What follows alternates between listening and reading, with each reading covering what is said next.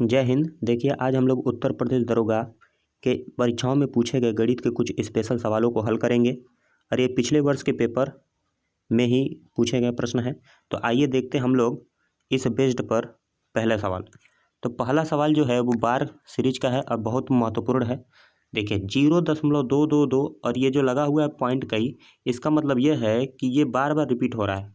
0.222 ऐसे करते हुए ये बहुत बार रिपीट हो रहा है, लगभग अनंत तक चला जाएगा, है ना। कोई इसका रोक ही नहीं है, लगातार ये बढ़ता जाएगा। तो ऐसे स्थिति में क्या होता है, जो संख्या बार बार रिपीट होती है ना, ध्यान रखिएगा, उसके ऊपर लग जाता है बार। तो ऐसे एक बार लग जाएगा।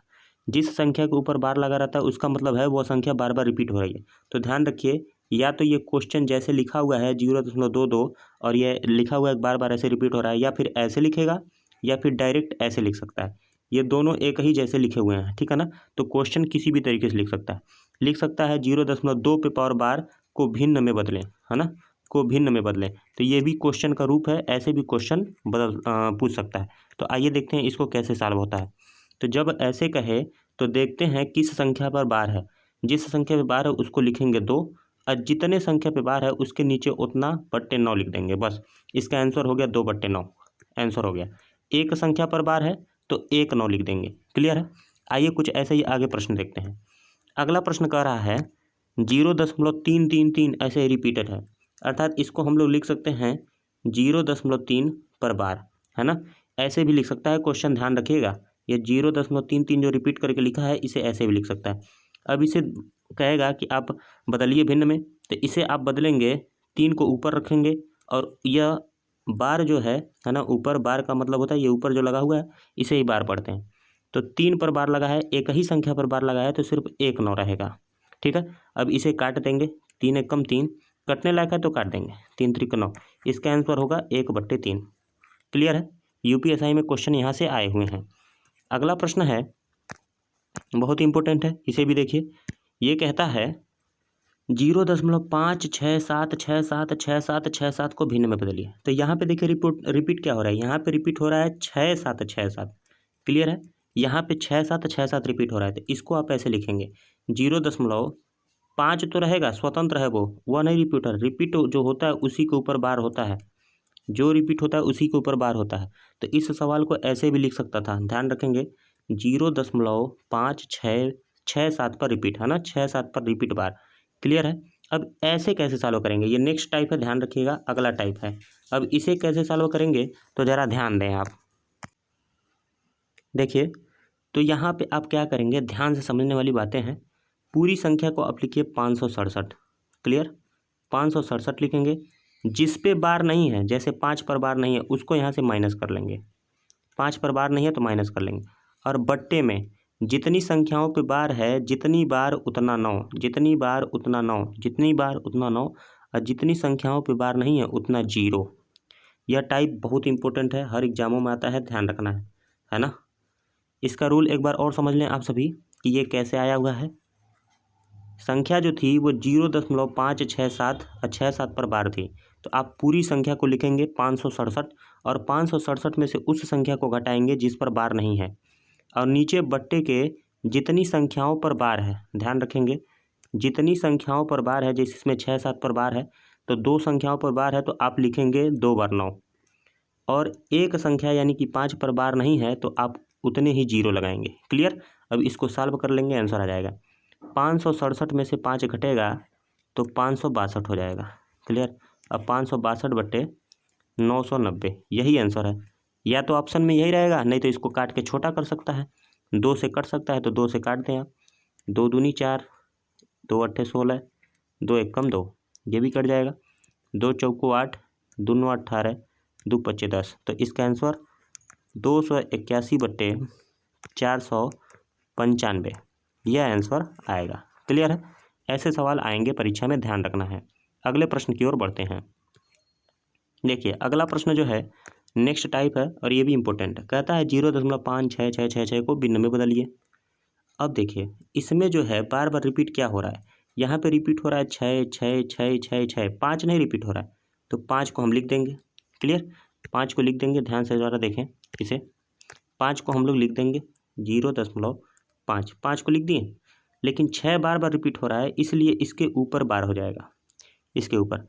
अब इसे सॉल्व कैसे करेंगे, तो आपको पता है इस तरीके के सवाल में क्या करेंगे, जब ऐसा हो कि दशमलव के बाद बार केवल कुछ ही संख्या पे हो और कुछ पे बार ना हो, तो आप क्या करेंगे, सेम वही पीछे वाला टाइप लगाएंगे। 56 लिख दीजिए, 56 में से उसे घटा दीजिए जिस पर बार नहीं है, 5 को घटा दें, और नीचे जितना संख्या पे बार है उतना 9, और जिस पर बार नहीं है उतना 0। तो यहाँ पे 5, एक संख्या 6 पर बार है तो इसके लिए 9 आ जाएगा, और इसके पे बार नहीं है तो इसके लिए 0 आ जाएगा। क्लियर है, जिसे हमने यहाँ पे लिखा है। अब आप यहाँ क्या करेंगे, 56 में से 5 घटा देंगे तो 51 हो जाएगा, 51/90, 51/90।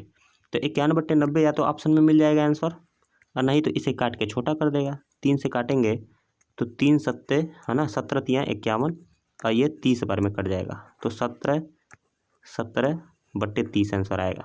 क्लियर है, 17/30। आते हैं अगले प्रश्न पर। अगला प्रश्न बहुत इंपॉर्टेंट है, इस टाइप के प्रश्न आ रहे हैं तो ध्यान रखना है इस टाइप के प्रश्नों को कैसे लगेगा।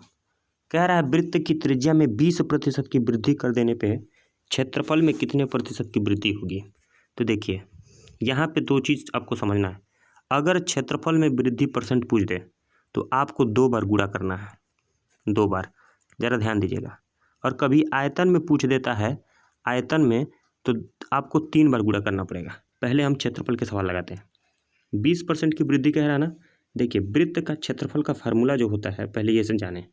वृत्त का क्षेत्रफल का फार्मूला होता है pi r square, pi r square. तो पाई नियतांक है तो ये हट जाएगा, आर स्क्वायर का मतलब हो गया आर गुणे आर, यानी आर 2 बार गुणा है इसलिए 2 बार गुणा किया जाता है, जो हमने यहाँ पे बताया।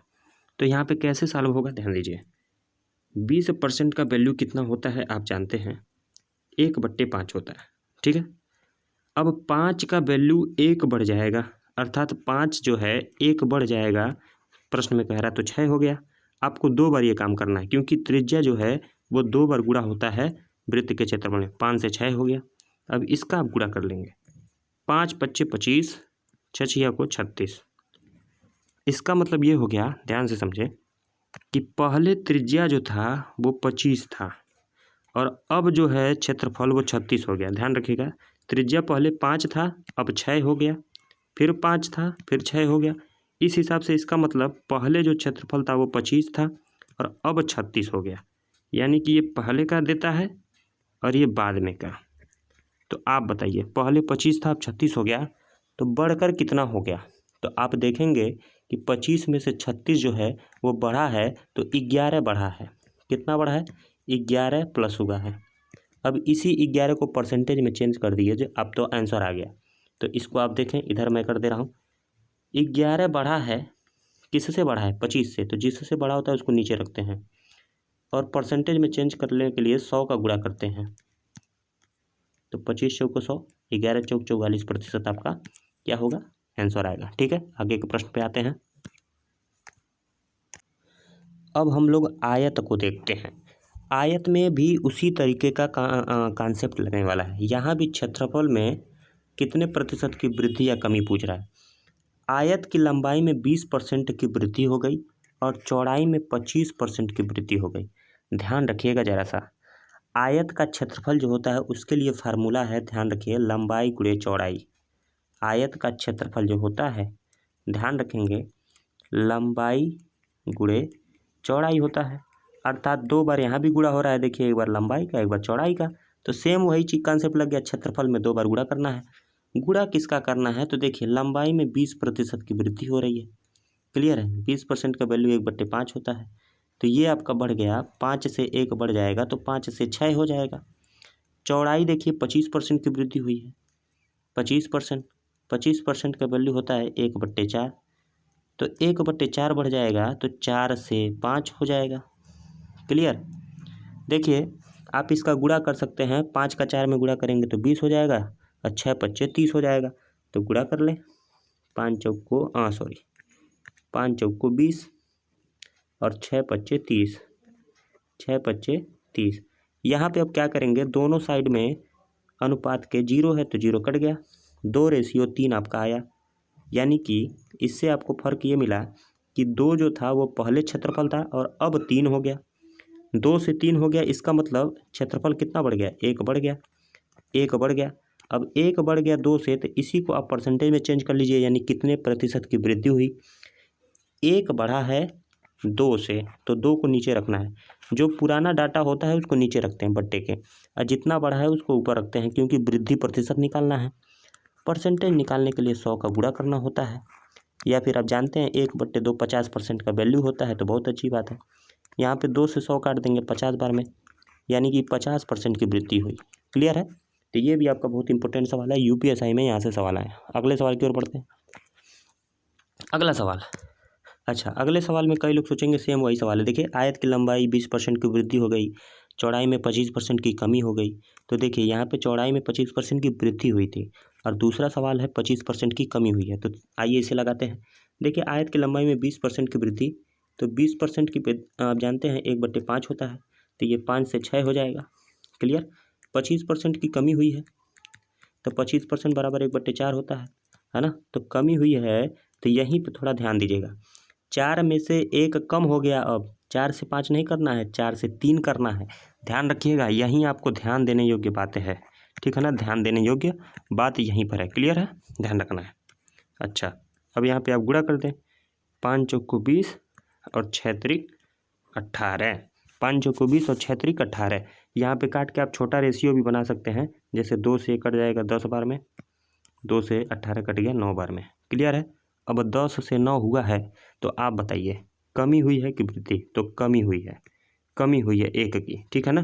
तो क्षेत्रफल में कितने प्रतिशत की कमी होगी? यहाँ पे कमी होगा सवाल में, ठीक है, कमी। तो अब देखिए आप, कमी हुई है, 1 की कमी हुई है। किससे कमी हुई है? तो 10 पहले था, 10 से कमी हुई है। 1/10 को परसेंटेज में चेंज करना है, तो 100 का गुणा करना पड़ेगा। 1 0 से 1 0 कट गया, अर्थात 10% की कमी आंसर मारना। वह ऑप्शन खोजना है जहां 10% की कमी हो। कभी कभी ऑप्शन में लिखा रहता है 10% की वृद्धि, और पहला ही ऑप्शन रहता है, तो हमारी वृद्धि नहीं हो रही है, कमी हो रही है, इसलिए इसका उत्तर है 10% की कमी। क्लियर? अगले प्रश्न की ओर आते हैं। 8वां प्रश्न है, एक वर्ग है, वर्ग। अब देखिए, वर्ग की भुजा में 25% की वृद्धि हो जाने पर क्षेत्रफल, जब जब क्षेत्रफल पूछेगा तो 2 बार गुणा करना है। यहाँ पे देखिए 25% की वृद्धि हुई है ना, वृद्धि 1/4 इसका वैल्यू होता है, तो 4 में 1 अब जुड़ जाएगा क्योंकि वृद्धि हुआ, तो 4 से 5 हो जाएगा। और क्षेत्रफल पूछा है तो 2 बार गुणा करना है, फिर 4 से 5 हो जाएगा। क्लियर? 4 चौको 16 हो जाएगा, ये 5 पच्चे 25 हो जाएगा, है ना। देखिए कितना बड़ा है, 16 में 9 जोड़ेंगे तब जाकर 25 आएगा, यानी कि 9 की वृद्धि हुई है। इसको परसेंटेज में चेंज कर दीजिए, तो 9 बड़ा है, 9 बड़ा है किससे? 16 से। अब इसको परसेंटेज में चेंज करने के लिए 100 से गुणा करना पड़ेगा, है ना। तो इसके आगे का देखिए यहाँ पर 9/16, अब गुणे 100% करना है, काट देंगे इसे, ध्यान रखें। 4 चौको 16 और ये 4 पच्चीसम 100, 25 नवैया होता है 225/4, तो वो 225/4% आंसर भी कर सकते हैं। इसे काट पीट के और छोटा कर सकते हैं, इजीली आंसर आ जाएगा। अगले प्रश्न पे आते हैं। 9वां प्रश्न है, एक गोले। अब देखिए, गोले की त्रिज्या में 20% की वृद्धि हो जाने पे यूपीएसआई पूछा है उसके आयतन में। अब देखिए आयतन हो गया, अभी तक सवाल क्षेत्रफल पे चल रहा था। अब आयतन जब भी पूछे ना, तो गुणा 3 बार करना है। क्षेत्रफल में 2 बार, आयतन में 3 बार।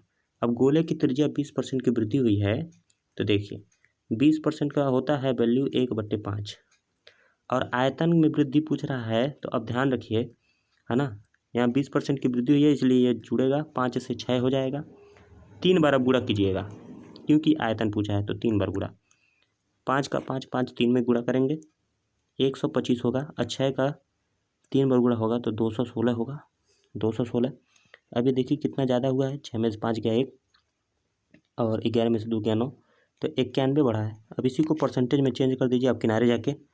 91 बढ़ा है 125 से, परसेंटेज के लिए 100 का गुणा, है ना। तो यहाँ 25 चौको 100, 25 पच्चे 125, 4 का 91 में गुणा हो जाएगा, 4 एकम 4, 4 9 36, 364/5, 364/5। अब इसको आप क्या करेंगे, यही या तो आंसर है, या तो इसको और छोटा कर देगा, है ना। छोटा कर देगा नहीं कि भाग दे देगा, जैसे भाग देगा 5 7 35, 1 बचा 14 हो गया, 5 दूनी 10, है ना। तो ये हो गया 72 सही, 4/5%। क्लियर है? आते हैं नेक्स्ट क्वेश्चन की ओर। 10वां क्वेश्चन है, एक घन की भुजा 10% बढ़ा दी जाती है तो उसके आयतन में कितने प्रतिशत की वृद्धि होगी। देखिए यह भी सवाल बहुत ईजी है। कह रहा है घन की भुजा 10% बढ़ाई गई है तो आयतन का मतलब हो गया 3 बार गुणा। क्लियर। अब 10% बढ़ाई गई है तो 10% का वैल्यू होता है 1/10।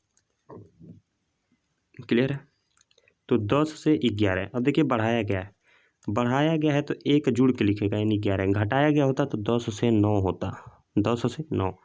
बढ़ाया गया है तो 10 से 11 होगा। आयतन है तो एक बार और गुणा होगा 10 से 11। ठीक है।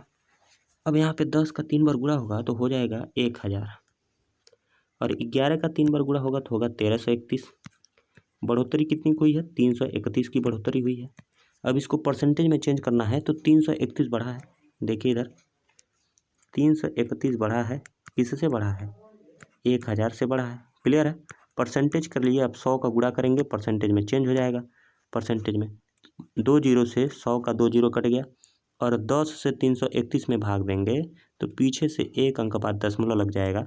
जितना जीरो होता है पीछे से उतना जीरो बाद दशमलव लग जाता है तो परसेंटेज में आंसर आ जाएगा। ध्यान रखिएगा ये सवाल इंपॉर्टेंट है। क्लियर है। आते हैं अगले सवाल की ओर। अगला सवाल देखिए बेलन से है। कह रहा है बेलन की त्रिज्या 20% बढ़ा दी गई, यही सवाल पूछा है, ध्यान रखिए। और ऊंचाई को 10% बढ़ा दी गई तो उसके आयतन में, आयतन मतलब 3 बार गुणा करना है। अब 3 बार गुणा करना है और डाटा आपको 2 ठे मिल गया है तो अब करेंगे कौन सा 2 बार गुणा। तो देखिए बेलन का जो फार्मूला होता है आयतन का वो होता है पाई आर स्क्वायर एच। इसका मतलब आर का 2 बार गुणा हुआ है और एच का 1 बार गुणा हुआ है। क्लियर है। तो आर को आप 2 बार करेंगे यानी कि आर यानी कि त्रिज्या। 20% का वैल्यू 1/5 होता है, इसको बढ़ाया गया है तो प्लस होगा। इसका 2 बार गुणा करना है तो 5 से 6 फिर 5 से 6। क्लियर है। और ऊंचाई जो है वो 10% बढ़ी है तो 1/10 होता है तो ये 1 बार होगा 10 से 11। क्लियर है। इसको आप गुणा कर दें, 5 × 5 = 25, 25 10 में 250 और यहाँ पे देखें 6 को 36 और 36 में 11 का गुणा कर लेंगे, 36 में 11 का तो आपका हो जाएगा 11 × 6 = 66 हासिल 6, 11 × 3 = 33, 6 × 39, 396 हो जाएगा। 396 यहाँ से आप निकाल लेंगे कि कितना ज़्यादा है तो आप देख रहे हैं ज़्यादा होगा। 6 में 0 गया 6, 9 में से 5 गया 4 और 3 में 2 गया 1, 146 ज़्यादा है। तो 146 बड़ा है 250 से। 250 से परसेंटेज के लिए 100 का गुणा करेंगे, 1 जीरो से 1 जीरो कट गया, 5 × 5 = 25 कट गया, 5 × 5 = 25 और 5 से 10 काट देंगे 2 बार में तो यहाँ पे 146 का 2 में गुणा करेंगे, 2 × 6 = 12 हासिल लगा 1, 2 × 4 = 8, 1 = 9, 2 × 1 = 2, 292/5%। इसको आप रेशियो में चेंज कर सकते हैं, छोटा कर सकते हैं, सॉरी 292/5% को, नहीं तो यही आंसर है। क्लियर है। 11 सवाल यहाँ से बहुत महत्वपूर्ण है। तो और महत्वपूर्ण सवाल मैं यूपीएसआई का लिया हूँ, ज़रा देखें इसे। चाल दूरी समय का है, कहता है ए और बी 2 कारों के चाल का अनुपात 5:7 है। यदि दूसरे कार की चाल 140 किलोमीटर प्रति घंटा है तो पहले कार की चाल बताइए। तो देखिए 2 ठो कार हैं ए और बी, दोनों के चाल का अनुपात 5:7 है। ये इनका चाल है, ठीक है, चाल है। अब कह रहा है दूसरे वाले का चाल है 140 तो कितना गुना है, 20 गुना है। 20 गुना है तो पहले वाले का चाल भी 20 गुना हो जाएगा। 20 × 25 = 100 किलोमीटर प्रति घंटा। ठीक है ना। तो वही तो पूछा है पहले कार की चाल, तो वही आंसर हो जाएगा। क्लियर है। ऐसे ही आते हैं 13वें सवाल पर। 13वां सवाल यूपीएसआई का सवाल है, ध्यान रखिएगा, 2017 का। ये कैसे पूछा है, देखिए ये यूपीएसआई का सवाल है, ध्यान रखना है आप सभी को। कह रहा है ए और बी 2 कार हैं, उनके चालों का अनुपात 5:7 है। यदि बी 5 घंटे में 700 किलोमीटर की दूरी तय करता है तो यह कार की चाल बताइए। तो देखिए ज़रा ध्यान से, कह रहा है ए और बी के चालों का अनुपात 5:7 है, लेकिन जो बी है वो 5 घंटे में 700 किलोमीटर जा रहा है। बी जो है वो 5 घंटे में 700 किलोमीटर, तो आपको पता है चाल बराबर दूरी बट्टे समय होता है ना, दूरी बट्टे समय। तो बी के लिए दिया है कि वो 700 किलोमीटर की दूरी 5 घंटे में तय कर लेता है। तो यहाँ से आपका चाल निकल जाएगा, 5 से 700 में भाग दे दीजिए तो 14 × 5 = 70 होता है, 140 आएगा। यानी कि बी की चाल आ चुकी है 140 किलोमीटर प्रति घंटा, ठीक है ना। तो बी की चलवा 140 किलोमीटर प्रति घंटा दी है 7 के जगह, तो आप देखेंगे अनुपात जो है 7 वो कितना गुना है, तो देखेंगे 20 गुना है। तो ऐसे ही 5 भी 20 गुना हो जाएगा और हो जाएगा आपका ए का चाल 100 किलोमीटर प्रति घंटा। ये आपका आंसर हो गया, ठीक है ना। सारे महत्वपूर्ण सवाल हैं, आप इसे नोट करके 2-3 दिन लगातार रिवाइज कीजिएगा, इजीली आपको समझ में आ जाएगा। ओके।